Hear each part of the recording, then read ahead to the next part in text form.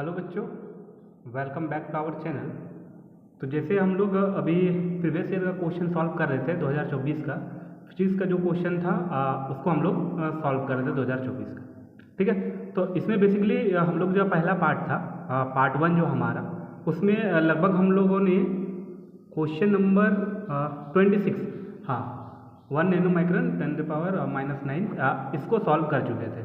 तो अभी का जो ये वीडियो है इसमें बेसिकली हम लोग इसके आगे जो क्वेश्चन बचे हुए थे 26 के बाद जो नंबर ऑफ 50 क्वेश्चन जो आते हैं इंजीनियरिंग फिजिक्स के, उसके जो क्वेश्चन बचे हुए हैं उसको हम लोग क्या करेंगे, एक एक करके सॉल्व करते हैं। ठीक है, थोड़ा इंक ले लेते हैं ब्लू और चलिए नेक्स्ट क्वेश्चन की ओर हम लोग बढ़ते हैं। इस वीडियो में क्वेश्चन नंबर 27 से लेके क्वेश्चन नंबर 50 तक ये जो पार्ट 2 है इसमें हम लोग एक एक करके सॉल्व करेंगे। ठीक है, तो बढ़ते हैं हमारा नेक्स्ट क्वेश्चन की ओर।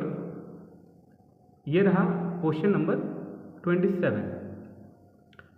27 क्या बोल रहा है, मोनोक्रोमेटिक लाइट ऑफ फ्रिक्वेंसी दिया हुआ है 6 × 10⁻14 hertz is produced by a laser. What is the energy of photon in the light beam. ठीक है, लेजर से फ्रिक्वेंसी दिया हुआ है, लाइट बीम पे कितना होगा इसको हमको बेसिकली कैलकुलेट करना है। तो देखते हैं इसका फॉर्मूला क्या है हमारे पास। तो जो एनर्जी फ्रिक्वेंसी, ये क्वेश्चन नंबर कितना था, क्वेश्चन नंबर 27। ठीक है, 27 में क्या है हमारे पास, एनर्जी। ठीक है, एनर्जी फ्रिक्वेंसी रिलेशन जो है, फ्रीक्वेंसी रिलेशन, इसका क्या फॉर्मूला है इसको देख लेते हैं। ये जो फॉर्मूला है हमारे पास वो होता है, एनर्जी फ्रिक्वेंसी निकालना था, E = होता है आपके पास H × जो फ्रिक्वेंसी दिया हुआ है F। ठीक है, तो यहाँ पे H क्या है, H को हम लोग बोलते हैं प्लैंक्स कांस्टेंट। क्या बोलते हैं, H को क्या बोलते हैं, प्लैंक्स, PLANC के, एक मिनट, PLANC के, प्लैंक्स कांस्टेंट बोलते हैं इसको। क्या बोलते हैं, प्लैंक्स कांस्टेंट, जो कि H क्या होता है हमारे पास 6.63 × 10⁻⁻34 जूल सेकेंड। ठीक है, यहाँ पे हमारा क्या दिया हुआ है, फ्रीक्वेंसी कितना दिया हुआ है, फ्रीक्वेंसी दिया हुआ लाइट ऑफ फ्रीक्वेंसी 6 × 10⁻14 हर्ज। तो उसको हम लोग पुट कर लेते हैं।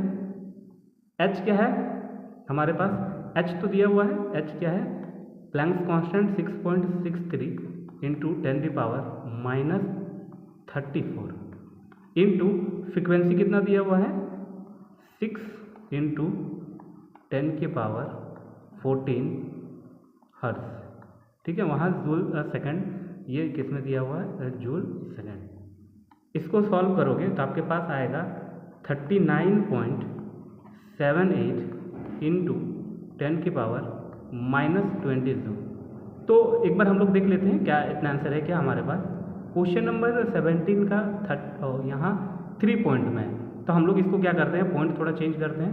पॉइंट यहाँ 39 आया, इसको हम लोग क्या करते हैं, इसको हम लोग 1 पॉइंट में लाते हैं, 3 पॉइंट।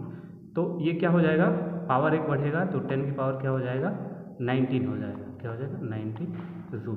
कौन सा ऑप्शन में है ये, आपका ऑप्शन नंबर ए। कौन सा ऑप्शन, ऑप्शन नंबर ए में आपका आ जा रहा है। 9 पॉइंट, ये 7 वाले को 8 लिख लिया, तो ये ऑप्शन नंबर ए में हमारे पास आ रहा है। तो इसका करेक्ट जो आंसर होगा 27 का, उसका करेक्ट आंसर क्या होगा, ऑप्शन नंबर ए। ठीक है, तो सिंपल सा आपको क्या रखना है, 27 का फॉर्मूला आपको याद रखना है। वो क्या होता है, E = एनर्जी निकालने बोला था, तो E = H × F, जो फ्रिक्वेंसी है, H क्या है, प्लैंक्स कांस्टेंट है, जिसका वैल्यू कितना है 6.63 × 10⁻34। ठीक है, ये आपको याद रखना है। चलिए अब नेक्स्ट क्वेश्चन के देखते हैं, क्वेश्चन नंबर 28। क्वेश्चन नंबर 28 क्या बोल रहा है, the work function of question is 2.4 electron volt, find the threshold frequency. Threshold frequency आपको निकालना है। तो थ्रेशोल्ड फ्रीक्वेंसी निकालने के लिए क्या फॉर्मूला उसको देख लेते हैं। क्वेश्चन नंबर क्या है ये 28, क्वेश्चन नंबर 28। तो क्वेश्चन नंबर 28 में क्या बोला है, थ्रीशोल्ड फ्रीक्वेंसी आपको निकालना है। तो थ्रीशोल्ड फ्रीक्वेंसी का जो फॉर्मूला होता है, थ्रीशोल्ड फ्रीक्वेंसी, थ्रीशोल्ड फ्रीक्वेंसी का जो फॉर्मूला होता है एफ नॉट, वो क्या होता है हमारे पास फाई अपॉन एच। एच क्या है, यही प्लैंक्स कांस्टेंट है, और फाई क्या है, फाई हमारे पास वर्क फंक्शन है। तो वर्क फंक्शन हमारे पास कितना दिया हुआ है, एक मिनट क्वेश्चन पे देख लेते हैं। वर्क फंक्शन जो कितना दिया हुआ है, वो वर्क फंक्शन दिया हुआ है 2.14 इलेक्ट्रॉन वोल्ट दिया हुआ है। क्या दिया हुआ है, 2 आपका दिया हुआ है वर्क फंक्शन, फाई क्या है वर्क फंक्शन 2.14 इलेक्ट्रॉन वोल्ट दिया हुआ है। तो इलेक्ट्रॉन को अगर हम लोग चेंज करते हैं तो इलेक्ट्रॉन का कितना चेंज होता है 1.6। एक इलेक्ट्रॉन का वैल्यू क्या होता है 1.6 इंटू 10⁻⁻19 जूल। ये क्या हो जाएगा, चेंज हो जाएगा। और एच क्या बोले, एच बोले प्लैंक्स कांस्टेंट, जो कि यहाँ पे प्रीवियस क्वेश्चन में हम लोग प्लैंक्स कांस्टेंट का वैल्यू लिखे थे। तो ये प्लैंक्स कांस्टेंट का वैल्यू कितना रख देंगे 6.63 इंटू 10⁻⁻34। ठीक है, तो यहाँ से हमारा क्या हो जाएगा, फ्रीक्वेंसी निकलेगा। इसको अगर सॉल्व करोगे तो आपके पास क्या आएगा 5.16 इंटू 10⁻14 हर्ट्ज। देख लेते हैं कौन सा ऑप्शन है, question number 28, 14 hertz 1.6 14 hertz, option number B.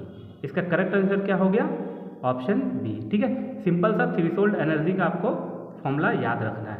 ठीक है, ये होता है एफ नॉट थ्रीशोल्ड एनर्जी का, फाई बाई एच। फाई क्या है वर्क फंक्शन जो आपको दिया हुआ है, और एच क्या है, एच है प्लैंक्स कांस्टेंट, जो कि क्या होता है एक कांस्टेंट होता है जिसका वैल्यू होता है 6.63 इंटू 10⁻⁻34। ठीक है, इसका करेक्ट आंसर क्या है 28 का बी नंबर।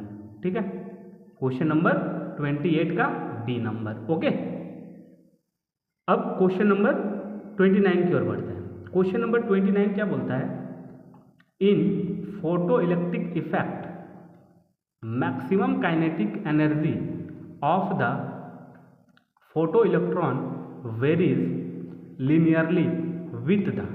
कैसे लीनियरली वेरी करता है, तो फोटो इलेक्ट्रिक इफेक्ट जो वेरी करता है वो क्या करता है, frequency of incident radiation. Option number जो आपके पास सी है, फ्रीक्वेंसी ऑफ इंसिडेंट रेडिएशन के थ्रू वो क्या करता है आपका जो फोटो इलेक्ट्रॉन वेरीज करता है लीनियरली। ठीक है, क्वेश्चन नंबर 29 हो गया। क्वेश्चन नंबर 30, क्वेश्चन नंबर 30 क्या बोल रहा है, X-ray have a wavelength in range of. X-ray का वेवलेंथ कितना होता है।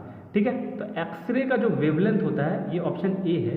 ठीक है, ऑप्शन ए को अगर वेवलेंथ कहीं ये ना देखे आपके पास 0.01 से लेके 10 नैनोमीटर तक अगर दिया रहे, तो इसी का मतलब है कि 10⁻³ नैनोमीटर तक आपको मतलब दिया हुआ है। या फिर इसी चीज़ को ऑप्शन नंबर ए को ही किस फॉर्म में लिखा जा सकता है, 10⁻⁻12 किसमें मीटर से लेके 10⁻⁻9 मीटर, ये भी कहीं कहीं लिखा आपको मिल सकता है। तो एक्सरे का वेवलेंथ का लेंथ क्या होगा, वो आपका 10⁻³ नैनोमीटर से कम होगा। ठीक है, इसका करेक्ट आंसर क्या हो जाएगा, ऑप्शन नंबर ए। ठीक है, 30 क्वेश्चन कंप्लीट। अब हम लोग आगे बढ़ते हैं, ये रहा 27 28 का। अब हमारे पास जो क्वेश्चन है वो है 31 क्वेश्चन। क्वेश्चन नंबर 31 क्या बोल रहा है, the rate of fuel burn of A rocket is, कोई रॉकेट है उसका फ्यूल बर्न कितना हो रहा है 2 × 10⁴ kg पर सेकेंड। इतना पर सेकेंड में इतना kg फ्यूल बर्न हो रहा है। The exhaust velocity of the gases in the form of the jet is, जो फ्यूल बर्न होने के बाद जो जेट का वेलोसिटी मिल रहा है वो कितना है 3 × 10⁻³ metre per second. Find the thrust, thrust निकालना है, रॉकेट का थ्रस्ट कितना होता है। तो रॉकेट का जो थ्रस्ट होता है, थ्रस्ट एफ, वो क्या होता है वेलोसिटी अपॉन जो है कितना dm/dt, वेलोसिटी कितना है 3 × 10⁻3, ठीक है। और इसमें कितना फ्यूल बर्न हो रहा है, तो फ्यूल कितना बर्न हो रहा है 2 × 10⁴। इसी से जो होगा वो क्या निकलेगा आपका थ्रस्ट निकलेगा। तो क्या होगा 6 × 10⁻7 न्यूटन का जो थ्रस्ट है वो आपके पास मिलेगा। तो 6 × 10⁻7 option number B. Correct answer क्या हो जाएगा ऑप्शन नंबर बी। ये रहा 31 का आंसर। अब 32 की ओर बढ़ते हैं क्वेश्चन। 32 क्वेश्चन नंबर क्या बोलता है, determine the angular velocity of a particle that move along a circular path of radius 40 centimetre with a linear speed 5 metre per second. तो यहाँ पे एंगुलर वेलोसिटी निकालना है किसी भी पार्टिकल का। तो एंगुलर वेलोसिटी क्या होता है, जिसको ओमेगा से शो करते हैं। Omega velocity, angular velocity equal to velocity upon क्या हो जाएगा, जो लीनियर वेलोसिटी है या लीनियर स्पीड दिया हुआ है अपॉन जो रेडियस है, ठीक है। ये हो जाएगा सिंपल सा एंगुलर वेलोसिटी। तो कितना दिया हुआ है इसका स्पीड दिया हुआ है 5 मीटर पर सेकेंड और रेडियस कितना दिया हुआ है यहाँ पे 40 सेंटीमीटर। तो सेंटीमीटर को इसमें किस में चेंज करना पड़ेगा, हमको मीटर में चेंज करना पड़ेगा। तो 0.4 मीटर क्या हो जाएगा, 40 सेंटीमीटर को मीटर में चेंज करोगे तो 0. क्या हो जाएगा 4। इसको अगर सॉल्व करोगे तो ये ऊपर तो क्या होगा 12.5 रेडियन पर सेकेंड। क्या हो जाएगा 12.5 रेडियन पर सेकेंड, ऑप्शन नंबर ए। तो क्वेश्चन नंबर 32 का करेक्ट आंसर क्या हो जाएगा हमारे पास, क्वेश्चन नंबर 32 का करेक्ट आंसर जो हो जाएगा वो हो जाएगा आपके पास ऑप्शन नंबर ए। सिंपल सा है, एंगुलर वेलोसिटी का याद रखना है। एंगुलर वेलोसिटी इक्वल टू जो लीनियर वेलोसिटी अपॉन जो रेडियस है, उस रेडियस में सर्कुलर पाथ में क्या हो रहा है, ठीक है, उसके ऊपर है। क्वेश्चन नंबर 33 की ओर बढ़ते हैं। क्वेश्चन नंबर 33 क्या बोल रहा है, work done by a force due to gravity acting on a ball throw vertically upward in the example. तो बोला है वर्क डन क्या होता है, W इक्वल टू क्या होता है फोर्स इंटू डिस्प्लेसमेंट। लेकिन यहाँ पे फोर्स इंटू डिस्प्लेसमेंट इंटू जब एंगल का बात होता है तो हम लोग क्या यूज करते हैं कॉस थीटा, ठीक है। तो यहाँ पे थीटा के ऊपर हम लोग को देखना है कि क्या हो रहा है, ठीक है। तो फोर्स तो लग रहा है, बॉल का डायरेक्शन किधर जा रहा है, जो हमारे पास ग्रेविटी है उस ग्रेविटी के क्या जा रहा है अपोजिट जा रहा है। क्या हो रहा है, जो हम लोग डायरेक्शन लेंगे ग्रेविटी जिधर रहेगा फोर्स अगर उधर लगाओगे तो वो क्या होगा पॉजिटिव होगा, लेकिन ग्रेविटी के अपोजिट जा रहा है डायरेक्शन। तो ग्रेविटी और इसके बीच का जो एंगल हो जाएगा वो कितना हो जाएगा 180 डिग्री हो जाएगा, ठीक है। क्या हो जाएगा कॉस थीटा का वैल्यू 180 डिग्री। अब 180 डिग्री मतलब क्या होता है माइनस। तो इसका जो होगा वो किस में काउंट होगा नेगेटिव वर्क। या फिर दूसरा चीज़ मान लो कि जिधर ग्रेविटी लगेगा उधर की ओर अगर आप फोर्स लगाओगे तो पार्टिकल क्या होगा तुरंत जाएगा, लेकिन ग्रेविटी के अपोजिट अगर आप अपवर्ड भेज रहे हो तो जो वर्क होगा वो क्या होगा नेगेटिव वर्क होगा, उसमें ज़्यादा फोर्स लगाना पड़ेगा, ठीक है।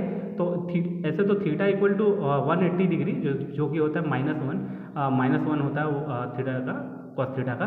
तो इसीलिए वर्क डन जो होगा वो क्या होगा नेगेटिव वर्क होगा।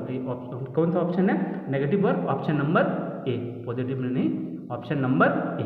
तो इसका करेक्ट आंसर क्या होगा नेगेटिव वर्क, ठीक है। क्वेश्चन नंबर 33 का क्या होगा negative work. Question number 34 simple सा क्या बोल रहा है, वही वर्क डन से ही क्वेश्चन है। बोल रहा है if man uses 40 newton force to lift a suitcase, कोई सूटकेस को 45 किलो न्यूटन फोर्स से उसको उठा रहा है, ठीक है। एंड वर्क चल रहा है while doing work of work done कितना हो रहा है 250 जूल हो रहा है। Then calculate the distance covered by the man. तो अभी जैसे बताएं कि वर्क डन हो रहा है, यहाँ पे थीटा का कोई बात है नहीं, तो यहाँ पे क्या होगा फोर्स इंटू डिस्प्लेसमेंट। तो यहाँ पे वही डिस्टेंस निकालना है, डिस्प्लेसमेंट डिस्टेंस निकालना है कि डिस्टेंस कितना का वर्क किया। तो D इक्वल टू क्या हो जाएगा जो वर्क डन किया इंटू फोर्स। वर्क डन कितना किया, कितना वर्क किया 1250 जूल का वर्क किया और कितना फोर्स से 45 न्यूटन से।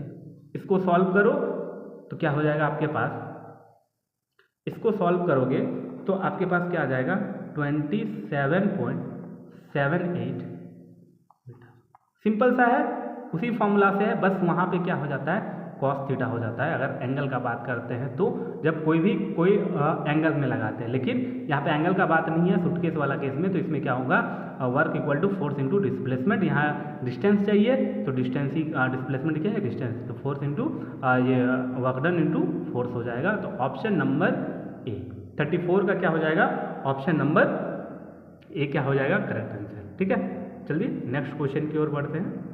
क्वेश्चन नंबर 35, क्वेश्चन नंबर 35 हो रहा है थर्मोकपल कन्वर्ट्स, क्या है thermocouple converts energy to electrical energy. Thermo मतलब हीट को ही कन्वर्ट करेगा, थर्मो मतलब क्या होता है हीट होता है, तो हीट एनर्जी, ठीक है, कन्वर्ट थर्मोकपल जो होगा वो क्या करेगा heat energy, option number D heat energy to electrical energy. Thermocouple जो होगा वो कन्वर्ट करेगा किसको, हीट एनर्जी को, किसमें इलेक्ट्रिकल एनर्जी में। ठीक है, क्वेश्चन नंबर 36, क्वेश्चन नंबर 36 में क्या बोल रहा है, इफ n21 कोई रिफ्रैक्टिव इंडेक्स दिया हुआ है ऑफ मीडियम, तो ये बताइए है कि जो भी रिफ्रैक्टिव इंडेक्स में लिखते हैं तो जो पहला लिखते हैं वो मीडियम होता है, और किसके रिस्पेक्ट में लिखते हैं वो मेरा क्या होता है मीडियम, जिसके रिस्पेक्ट में आप निकालते हो। तो with the respect of medium 1, तो जो जिसके रिस्पेक्ट में निकालते हैं उसको बाद में लिखते हैं, और जो मीडियम में निकालते हैं उसको पहले लिखते हैं। ठीक है, तो बोल रहा है ये लिखा हुआ है then n12 is the refractive index of medium 1 का रिफ्रैक्टिव इंडेक्स है with the respect of medium 2, then ऐसा अगर होता है तो इसको हम लोग बोल सकते हैं n रिफ्रैक्टिव इंडेक्स 1 का 2 के रिस्पेक्ट में वो इक्वल होगा रेसिप्रोकल, मतलब n2:1। ये ऑप्शन नंबर जो बी है वो होगा। ठीक है, रिफ्रैक्टिव इंडेक्स वाला जो हम लोग देखे हुए थे उसके ऊपर क्वेश्चन आ गया। चलिए क्वेश्चन नंबर 37, क्वेश्चन नंबर 37 क्या बोल रहा है, बोल रहा है work done by an external forces in bringing the unit positive charge from infinity to a point is, क्या होगा। ठीक है, बोल रहा है कोई वर्क डन है एक्सटर्नल फोर्सेस, ठीक है, external forces charge from infinity to point, उसको क्या बोलते हैं इलेक्ट्रोस्टैटिक पोटेंशियल। क्या बोलते हैं, option number A electrostatic potential. Option number A इसका क्या होगा करेक्ट आंसर होगा क्वेश्चन नंबर 37 का। क्वेश्चन नंबर 38 की ओर बढ़ते हैं। क्वेश्चन नंबर 38 क्या बोल रहा है, बोल रहा है a gun fire a bullet of mass कितना 50 kg विथ ए वेलोसिटी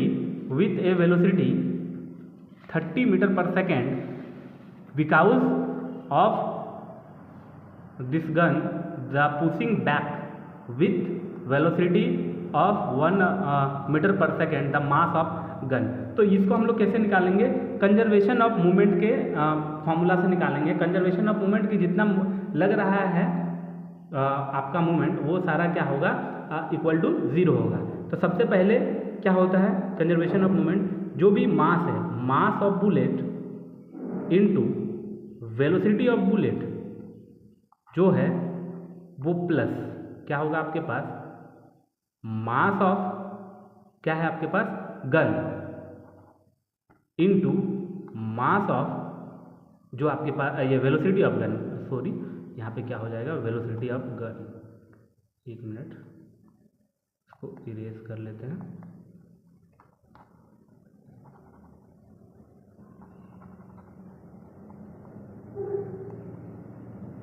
ठीक है,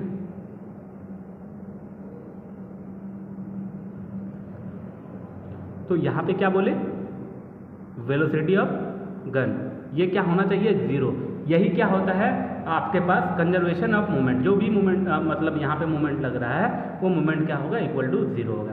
तो यहाँ पे जो है बुलेट का मास कितना दिया हुआ है 50 ग्राम, तो इसको केजी में चेंज करोगे तो क्या होगा 0.050, ये क्या हो गया केजी हो गया, इनटू वेलोसिटी ऑफ बुलेट कितना दिया हुआ है 30 metre per second, 30 metre per second, ये हो गया किसके केस बुलेट का, प्लस ठीक है, प्लस आपके पास क्या है मास, किसका मास, गन का मास, इनटू यहाँ पे जो वेलोसिटी है, ये वेलोसिटी पुश बैक मतलब अपोजिट डायरेक्शन में लग रहा है वेलोसिटी, तो इसका वैल्यू क्या होगा, अपोजिट डायरेक्शन में है तो वेलोसिटी क्या होगा, माइनस में, -1 metre per second equal to क्या हो जाएगा, 0 हो जाएगा। इसको सॉल्व करोगे तो आपके पास क्या आएगा, ये पूरा चीज़ को अगर सॉल्व करोगे, ऊपर में दिखा देते हैं, ठीक है। इस पूरे चीज़ को अगर सॉल्व करोगे तो आपके पास आएगा 15 तो 1.5 क्या आएगा, 1.5 माइनस ये माइनस के कारण क्या हो जाएगा, क्योंकि ये जो डायरेक्शन है ये क्या है, अपोजिट डायरेक्शन में है, बैक डायरेक्शन में, इसीलिए क्या हो जाएगा, minus mass of gun equal to क्या हो जाएगा आपके पास, 0 हो जाएगा। 0 इक्वेशन इधर 0 था तो 0 हो गया, तो मास ऑफ गन क्या हो जाएगा, 1.5 kg। तो 1.5 kg ऑप्शन नंबर सी। तो इसका करेक्ट आंसर क्या हो जाएगा, ऑप्शन नंबर सी। यही निकालना था मास ऑफ गन, तो वो कौन सा हो जाएगा, ऑप्शन नंबर सी। ठीक है, समझ में आया? अगर नहीं आया तो फिर भी आप कमेंट कर सकते हैं, नेक्स्ट वीडियो में आपको इससे जो भी कन्फ्यूज़न है उसको बताया जाएगा। ठीक है, ये क्या है, सिंपल कंजर्वेशन ऑफ मोमेंट के हिसाब से फॉर्मूला है। Next question number 39। Question number 39 क्या बोल रहा है, ए spring when stretch which 2 mm, बोल रहा है कोई स्प्रिंग को स्ट्रेच कर रहे हैं 2 mm, it's potential energy becomes, कोई स्प्रिंग को स्ट्रेच कर रहे हैं तो उसमें पोटेंशियल एनर्जी कितना आ रहा है, 4 joule. If it stretch 10 mm तो उस पर पोटेंशियल एनर्जी कितना आएगा। तो जो पोटेंशियल एनर्जी जो आएगा वो हुक्स लॉ के थ्रू पोटेंशियल एनर्जी का formula U equal to 1/2 kx² होता है। यहाँ पे k क्या है, स्प्रिंग का कांस्टेंट है, x क्या है, डिस्प्लेसमेंट, जो स्ट्रेच कर रहे हैं वही क्या है, x। लेकिन ये वाला पार्ट तो स्प्रिंग कांस्टेंट है और 1/2 एक कांस्टेंट है, तो इसको हम लोग डायरेक्टली बोल सकते हैं जो पोटेंशियल एनर्जी है, जो पोटेंशियल एनर्जी U है वो किसके प्रोपोर्शनल हो जाएगा, x², जो स्ट्रेच का जो प्रोपोर्शन है उसके रिक्वायर्ड हो, मतलब इक्वल टू हो जाएगा। तो ये क्या, जो भी स्ट्रेच अगर जितना करेंगे, अगर कोई स्ट्रेच फैक्टर को अगर n करेंगे तो उसमें जो उसका बेसिकली पोटेंशियल एनर्जी इंक्रीज होगा। ये क्या है, अगर कोई हम लोग स्ट्रेच को मतलब 1 बढ़ाते हैं तो उसका जो पोटेंशियल एनर्जी है वो किसके फॉर्म में बढ़ रहा है, स्क्वायर के फॉर्म में। तो अगर हम लोग उसके जो पोटेंशियल मतलब स्प्रिंग को स्ट्रेच अगर n करेंगे तो उसका पोटेंशियल एनर्जी क्या मिलेगा, n² मिलेगा। ठीक है, बस इसी चीज़ को लेके हम लोग आगे सॉल्व करते हैं। यहाँ पे इनिशियल क्या दिया हुआ है, इनिशियल स्ट्रेच दिया हुआ है, इनिशियल स्ट्रेच क्या दिया हुआ है, STRETCH स्ट्रेच दिया हुआ है, इसको x1 मान लेते हैं, वो दिया हुआ है 2 mm।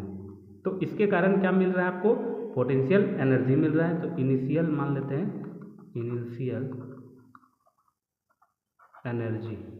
एनर्जी क्या मान लेते हैं, U1, वो क्या मिल रहा है, 4 जूल। फाइनल स्ट्रेच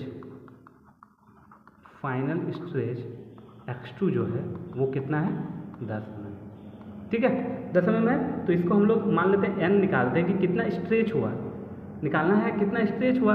तो x2 अपॉन x1 कंपेयर कर लेते हैं, तो x2 कितना है 10 mm और x1 कितना है 2 mm। तो ये क्या स्ट्रेच कितना हो रहा है, 5 टाइम स्ट्रेच हो रहा है। ठीक है, कितना स्ट्रेच हो रहा है, 5 टाइम स्ट्रेच हो रहा है, लेकिन जो स्ट्रेच हो रहा है उसका पोटेंशियल एनर्जी किस में कन्वर्ट होगा, उसके स्क्वायर में कन्वर्ट होगा। पोटेंशियल एनर्जी किस में कन्वर्ट हो रहा है, स्क्वायर में कन्वर्ट हो रहा है। तो जो 5 आया इसका हम लोग किस में लेना पड़ेगा, इसका स्क्वायर में लेना पड़ेगा। ठीक है, तो अगर हम लोग को U2 निकालना है, फाइनल निकालना है U2, तो ये इसका स्क्वायर लेना पड़ेगा। ये तो n आया कि इतना टाइम सब स्ट्रेच हुआ, लेकिन हम लोग क्या देखें, जो इसको अगर हम लोग पोटेंशियल एनर्जी में देखेंगे तो इसका स्क्वायर को यूज़ करना पड़ेगा, तो 25। तो यहाँ पे भी हम लोग क्या यूज़ करना पड़ेगा, 25 इंटू U1 कितना है 4 जूल। तो 4 जूल है, तो इसको सॉल्व करोगे तो कितना हो जाएगा 100 जूल। तो क्या कोई ऑप्शन में 100 जूल है, नहीं। तो इसका करेक्ट आंसर क्या हो जाएगा, नॉन ऑफ दिस। समझ में आया, क्योंकि यहाँ पे क्या है, पोटेंशियल एनर्जी उसमें किस में चेंज हो रहा है, स्क्वायर में। लेकिन जो स्ट्रेच जो है नंबर ऑफ टाइम जितना चेंज हो रहा है उसके स्क्वायर में जो हमारा पोटेंशियल एनर्जी चेंज हो रहा है, एनर्जी। ठीक है, तो हम लोग देखें n टाइम्स चेंज हो रहा है, मतलब 5 टाइम्स चेंज हो रहा है। 2 से कितना टाइम स्ट्रेच ज़्यादा हो रहा है, 10 mm हो रहा है, 5 टाइम हो रहा है। लेकिन एनर्जी किस में कन्वर्ट होगा, एनर्जी चेंज हो रहा है स्क्वायर में, तो उसी का स्क्वायर 25 इंटू 4 जूल में 2 का मतलब अगर 2 जूल के लिए 4 लग रहा है तो 5 टाइम 25 जो हो रहा है, 25 के लिए कितना लगेगा, 100 जूल। तो ऑप्शन नंबर जो आपके पास है डी, नॉन ऑफ दिस, इसका करेक्ट आंसर होगा। ठीक है, समझ में आया। नेक्स्ट क्वेश्चन की ओर बढ़ते हैं। फिर एक अच्छा सा क्वेश्चन है, ये किसका क्वेश्चन है, मैकेनिकल वाले जो मैकेनिकल से डिप्लोमा करेंगे उनके लिए ये सारा चीज़ इजी वे में हो जाएगा, क्योंकि उन लोग सारा ये सब पढ़ते हैं।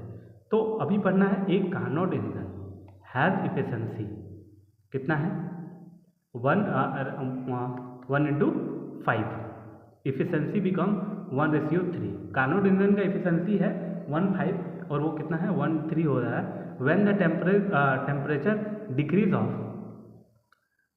5 kelvin, what is the temperature in sync. ठीक है, इसको एक फ्रेश पेज में देखते हैं। तो कार्नोट इंजन के बारे में थोड़ा समझते हैं। तो कार्नोट इंजन का जो इफिशिएंसी दिया हुआ था, क्या दिया हुआ था, 1:5। तो इनिशियल में जो है, इनिशियल में वो क्या है, 1:5 है इफिशिएंसी। तो इफिशिएंसी 1:5 है, तो इसको क्या बोलेंगे, 1 माइनस टेम्परेचर जो T2 माइनस T1। इसको अगर 1 को वो साइड ले जाओगे तो क्या बचेगा हमारे पास, T2 अपॉन T1। ये 1 इधर चला जाएगा तो वो क्या हो जाएगा, ये साइड चला जाएगा, ये इधर आ जाएगा, तो 5 माइनस 1 4/5 हो जाएगा, 4/5। तो यहाँ से हम लोग अभी T1 को निकाल के रखते हैं। T1 क्या हो जाएगा, अपोजिट 5/4, और T2 को उधर भेज देते हैं। T1 इधर चला गया, T2 इधर आ गया, तो 5/4 T2। ठीक है, इसको इक्वेशन 1 मान लेते हैं। दूसरा क्या है, फाइनल जब बोला इफिशिएंसी, फाइनल इफिशिएंसी कितना है, 1/3। 1/3 है वो किसा है, 1 माइनस जो टेम्परेचर है, फाइनल टेम्परेचर, उसमें कितना 50 केल्विन कम हो रहा है T1 में। ठीक है, 50 केल्विन क्या हो रहा है, कम हो रहा है। अब ये इसको वो साइड ले जाते हैं, इसको यही साइड रहने देते हैं, तो क्या हो जाएगा, T2 minus 50 divided by T1, और ये उधर चला जाएगा, तो 3 माइनस 1, तो क्या हो जाएगा, 2/3। ठीक है, अब जो यहाँ पे T1 है, T1 का वैल्यू इक्वेशन 1 से हम लोग पुट कर देते हैं अगर, तो क्या हो जाएगा, T2 माइनस 50, T1 कितना है हमारे पास, T1 का वैल्यू क्या होगा, 5/4 T2 इक्वल टू 2/3। ठीक है, इसको सॉल्व कर ले। तो इसको सॉल्व करोगे तो आपके पास क्या हो जाएगा, 4 ऊपर चला जाएगा, तो 4 T2 minus 50/5 T2 equal to 2/3। अब इधर से 3 इधर से इंटू हो जाएगा, इधर से वो इंटू हो जाएगा। ठीक है, तो क्या हो जाएगा, टोटल 12 T2 माइनस 3, 12 पंजे 600, और ये 5 इंटू 10 T2। फिर ये इसको ये साइड ले आओ इक्वेशन को, तो ये क्या हो जाएगा, 10 में 12 में 10 गया तो कितना हो जाएगा, 2 T2 इक्वल टू क्या हो जाएगा, 600 उधर चला जाएगा, तो ये क्या हो जाएगा, टेम्परेचर 300 केल्विन। तो सिंक कितना हो रहा है, 300 केल्विन का सिंक हो रहा है, तो यही निकालना था। तो ऑप्शन नंबर कौन सा है, 300, देख लेते हैं कोई ऑप्शन में है क्या, सिंक वाला 300, ऑप्शन नंबर सी। तो करेक्ट आंसर क्या होगा, ऑप्शन नंबर सी। ठीक है, समझ गए, कोई नहीं, एक बेसिक फॉर्मूला होता है इफिशिएंसी का, वो क्या होता है, 1 माइनस T2 मतलब जो टेम्परेचर चेंज हुआ माइनस इनिशियल चेंज। ठीक है, तो हम लोग इससे क्या करिए, इनिशियल टेम्परेचर निकाल लिए और फिर T1 को वैल्यू वहाँ पुट कर दिए, क्योंकि लास्ट वाले में माइनस 50 केल्विन चेंज हो रहा था। ठीक है, इसका करेक्ट आंसर क्या हो जाएगा, 300, जो ऑप्शन नंबर सी में है। ठीक है, समझ गए होंगे आई थिंक। Question number 40। अब क्वेश्चन नंबर 41 की ओर बढ़ते हैं। क्वेश्चन नंबर 41 क्या बोल रहा है, which of the following is added as the impurity into pure semiconductor to produce N type semiconductor. तो कौन सा इम्प्योरिटीज होता है, अभी इससे पूछा कि इम्प्योरिटीज को ऐड करते हैं तो उसको क्या बोलते हैं, डोपिंग। तो इसमें जो एन टाइप को करने के लिए उसमें क्या यूज़ करते हैं, फास्फोरस। 41 का क्या होगा, ए नंबर फास्फोरस इस पर ऐड होता है, तब जाके वो एन टाइप सेमीकंडक्टर बनता है। ठीक है, अब जो है ये क्वेश्चन क्या बोल रहा है, क्वेश्चन नंबर 42 क्या बोल रहा है, when positive terminal of a battery is connected to P. P से देखो पिछला भी क्वेश्चन यही आया था, तो बोल रहा है अगर पॉजिटिव से पी को जोड़ रहा है तो ये कैसा हो जाएगा, फॉरवर्ड हो जाएगा, और एन नेगेटिव को एन से जोड़ रहा है तो ये कैसा होगा, आपके पास कैसा डायोड बाइसिंग होगा, ये हो जाएगा हमारे पास फॉरवर्ड बाइसिंग। क्या हो जाएगा, फॉरवर्ड बाइसिंग। पिछला जो क्वेश्चन आया था 2025 में, वो एन से जोड़ रहा था पॉजिटिव को और पी को जोड़ रहा था नेगेटिव से, तो वो क्या हो जाएगा, रिवर्स बाइसिंग। पी से पॉजिटिव से पी वहाँ भी बताए थे, और एन से एन नेगेटिव एन अगर जोड़ते हो पी एन जंक्शन में तो उसको क्या बोलते हैं, फॉरवर्ड बाइसिंग। नहीं तो फिर अगर ऑपोजिट जोड़ेगा तो उसको क्या बोलेंगे, रिवर्स बाइसिंग। ठीक है, तो ये क्वेश्चन नंबर 42 का करेक्ट आंसर अब क्या हो गया, ये हो गया। ठीक है, अब नेक्स्ट क्वेश्चन की ओर बढ़ते हैं। क्वेश्चन नंबर 43 बोल रहा है the characteristics of a laser beam. Laser beam क्या कैरेक्टरिस्टिक्स होना चाहिए, एक बात, हाई डायरेक्शन जिधर भेजोगे लेजर बीम को देखते हो उसी डायरेक्शन में जाता है, वो अपना पाथ चेंज नहीं करता, चलो ये ठीक है। हाई इंटेंस, हाँ उसका इंटेंसिटी हाई होता है तभी तो एक जगह से दूसरी जगह जाता है। और ये क्या होता है, मोनोक्रोमेटिक, इसमें बहुत ज़्यादा जो होता है उसमें बीम बहुत ज़्यादा लेयर में नहीं होता है, तो वो क्या होता है, मोनो मतलब एक ही क्रोमेटिक में फॉर्म में जाता है। ठीक है, तो इसका करेक्ट आंसर क्या हो जाएगा, ऑल ऑफ एबव। ठीक है, लेजर बीम को ज़्यादा दूर तक भेजना होता है तो वो अपना डायरेक्शन तो चेंज नहीं करेगा, पहला बात, इधर उधर नहीं जाएगा, इंटेंसिटी भी उसमें इंटेंस भी ज़्यादा होता है। ठीक है, ज़्यादा दूर तक भेजने के लिए, तो इसका करेक्ट आंसर क्या हो जाएगा, ऑप्शन नंबर डी। ठीक है, नेक्स्ट क्वेश्चन की ओर बढ़ते हैं। अगला क्वेश्चन है in the population in vision क्या करना पड़ेगा, तो वो है ऑप्शन नंबर ए। क्या बोल रहा है, the number of the atom in A excite state is more than the number of atom in the ground state. इसका पॉपुलेशन इन्वेशन का जो डिफिनेशन है वो क्या है, ऑप्शन नंबर ए से मैच खा रहा है। ठीक है, क्वेश्चन नंबर 45 की ओर बढ़ते हैं। क्वेश्चन नंबर 45 क्या बोल रहा है, the life time of the atom in Meta stable state in the order of. बोल रहा है life time of atom Meta stable state कौन सा ऑर्डर में होता है, तो वो होता है आपके पास ऑप्शन नंबर डी 10 की पावर -3 सेकेंड। ठीक है, ये सब याद करने का बात है, याद रख लीजिएगा। अगला क्वेश्चन है क्वेश्चन नंबर 46। फिर यहाँ पे इस बार 3-4 क्वेश्चन पूछा गया है, किससे, यूनिट एंड डायमेंशन से पूछा है। Dimension formula of universal constant gravity. ठीक है, तो यूनिवर्सल कांस्टेंट ग्रेविटी का फॉर्मूला क्या होता है आपको पता होना चाहिए, वो क्या होता है, G = नहीं फोर्स का होता है ना, फोर्स ग्रेविटी को इसमें हम लोग चेंज कर लेते हैं, तो सॉरी इसको हम लोग ये हटाते हैं, क्योंकि हम लोग फोर्स के हिसाब से हम लोग फॉर्मूला याद रखते हैं, ग्रेविटेशनल फोर्स के हिसाब से। तो ग्रेविटेशनल फोर्स के अगर हिसाब से अगर फॉर्मूला रखते हैं, एक मिनट, चलो हट जाओ, तो हम लोग किसके बिहाफ पे फॉर्मूला रखते हैं,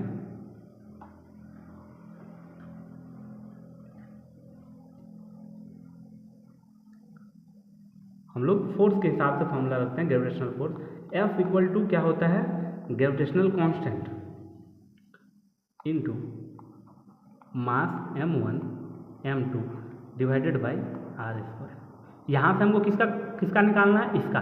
तो इसका डायरेक्ट याद रखना बहुत मतलब दिक्कत होता है, अगर फॉर्मूला याद है तो निकाल सकते हैं। तो G को एक साइड रखते हैं, बाद बाकी F × क्या हो जाएगा, r² हो जाएगा, force × r² divided by m1 × m2। अगर इसको याद अगर नहीं है, फॉर्मूला याद है तो भी निकाल सकते हो।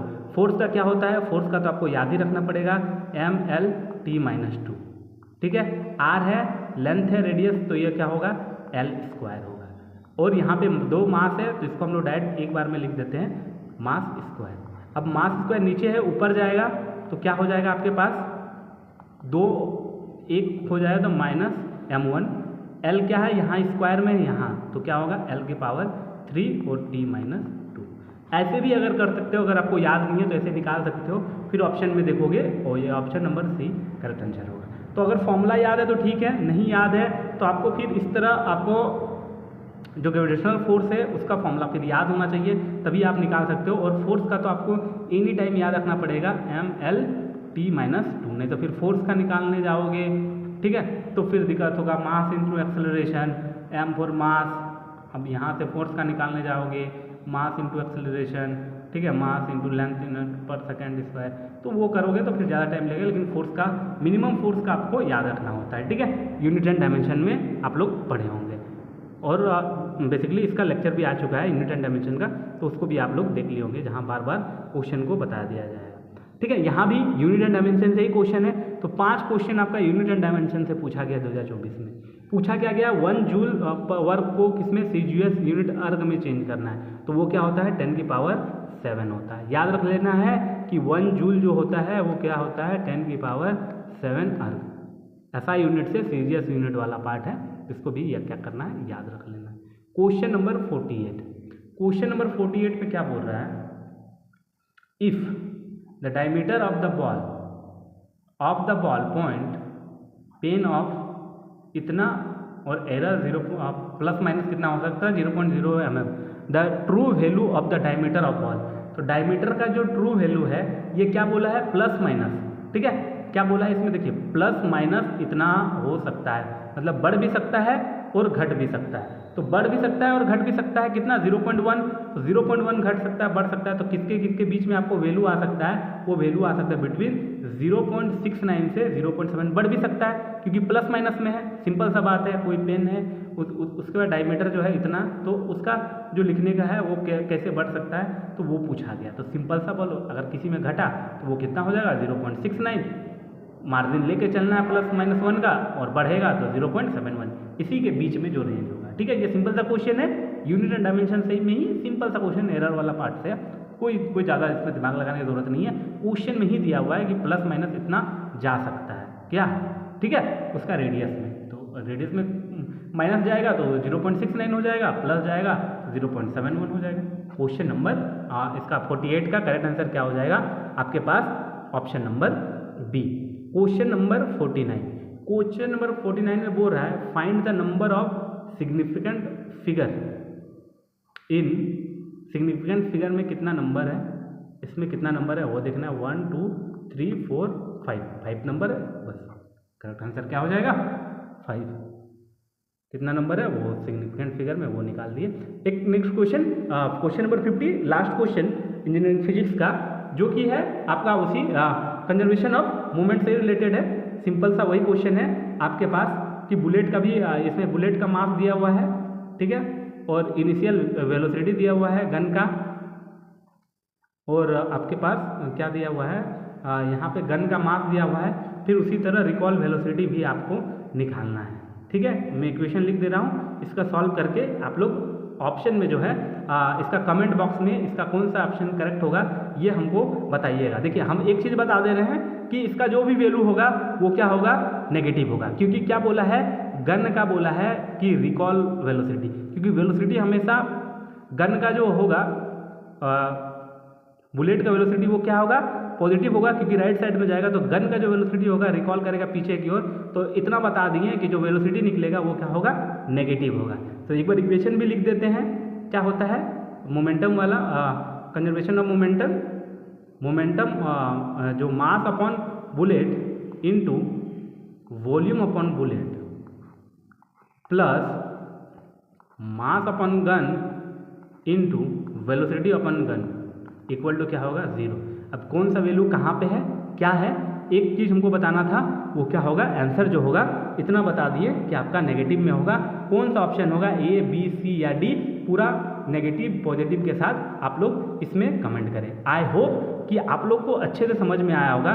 क्वेश्चन नंबर 50, क्वेश्चन नंबर 50 हम नहीं आप सॉल्व कीजिएगा, उसी से रिलेटेड एक क्वेश्चन है, प्रीवियस में ही आपको बना दिए हैं। क्वेश्चन नंबर आपका कुछ था समथिंग याद नहीं, बस उसी से रिलेटेड इक्वेशन भी लिख दिए। तो क्वेश्चन नंबर 50 का जो करेक्ट आंसर होगा वो आप लोग क्या करेंगे कमेंट करेंगे, और जो जिसका भी करेक्ट आंसर होगा उस पर हार्ट और एक यस का मैसेज चला जाएगा, तो वो होगा करेक्ट आंसर। अगर नहीं बनेगा तो नेक्स्ट क्लास में आपको इसको सॉल्व करा दिया जाएगा। तो फिजिक्स के 2 ईयर का क्वेश्चन हम लोग सॉल्व कर चुके हैं। ज़्यादा से ज़्यादा लाइक सब्सक्राइब करें ताकि, और फ्रेंड्स को भेजें ताकि इससे आगे जो आपका क्रैश कोर्स जो चल रहा था फिजिक्स का, उसको भी हम लोग बेसिकली क्या कर पाए, साथ साथ में कवर कर पाए। ठीक है, आई होप कि आप लोग अच्छे होंगे, ठीक से पढ़ाई कर रहे होंगे और लगे रहिए अच्छे से, और आपका DDOD का एग्ज़ाम अच्छे से निकल जाए 2026 में। फॉर्म आने में थोड़ा लेट हो रहा है, लेकिन नेक्स्ट वीक में एनी हाउ नेक्स्ट वीक में फॉर्म आ जाएगा, तब तक से आप प्रीवियस ईयर को ईजिली वे में सॉल्व करें। ठीक है, आई होप आप लोग सब ठीक होंगे। चलिए फिर मिलते हैं आप लोग से नेक्स्ट वीडियो में। ओके, ठीक है, बाय।